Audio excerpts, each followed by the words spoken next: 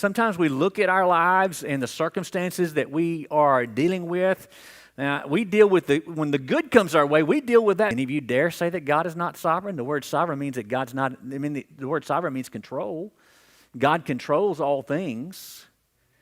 The Bible says that God neither sleeps nor slumbers, so it's not like God's been asleep at the wheel or been caught unaware about circumstances. And talked about my grandmother's cat head biscuits. Y'all remember me talking about that?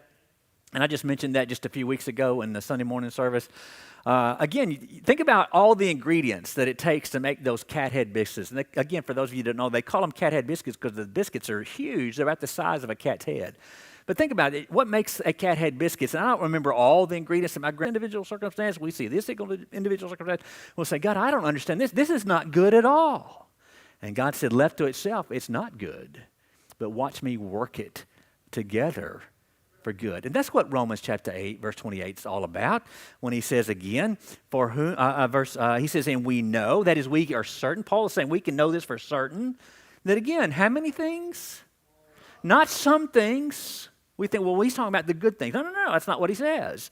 For we know that all things are worked together for good for those who love God. God is working all these things together, those things that are good, those things are difficult, are bad, and maybe even those things that we deem to be indifferent. But God is working them out for what purpose? His purpose for the call according to his purpose. Now, we come to these two very difficult to understand verses 29 and 30. Let me just mention this and then we're going to move on. There's some big words in here. He talks about, in verse 29, he says, for whom he did foreknew, or for whom, I'm thinking about my King James language, for whom he, in verse 30. And the big debate that continues to rage today, and that is this.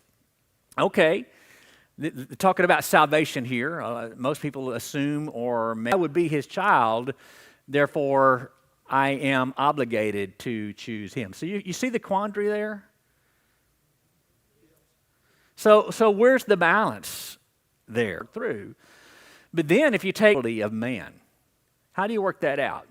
And here's what John Phillips said in his commentary exploring Romans. I think this is a pretty good analogy. He said, I kind of liken it to this way. He said, if one of the other two extremes, he said, I think you're going to be wrong.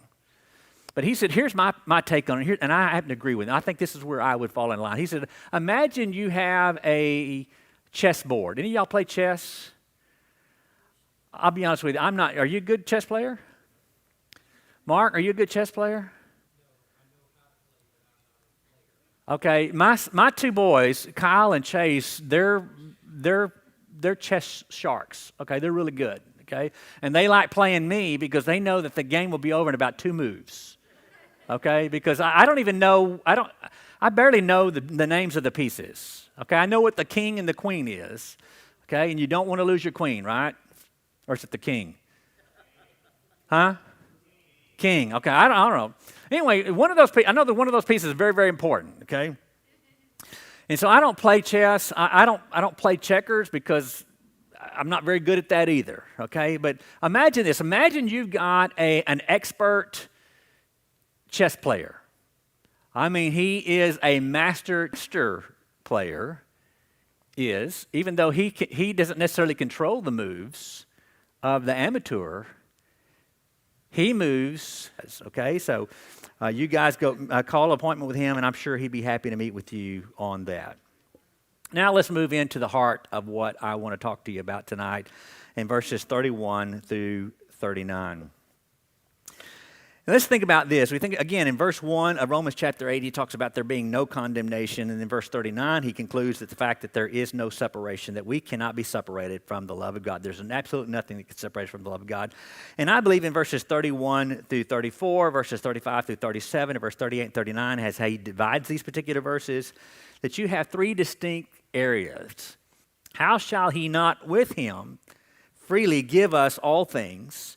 Who shall bring, again, he accuses you to you, but he also accuses us to God. Now, here's what you need to understand about Satan's accusations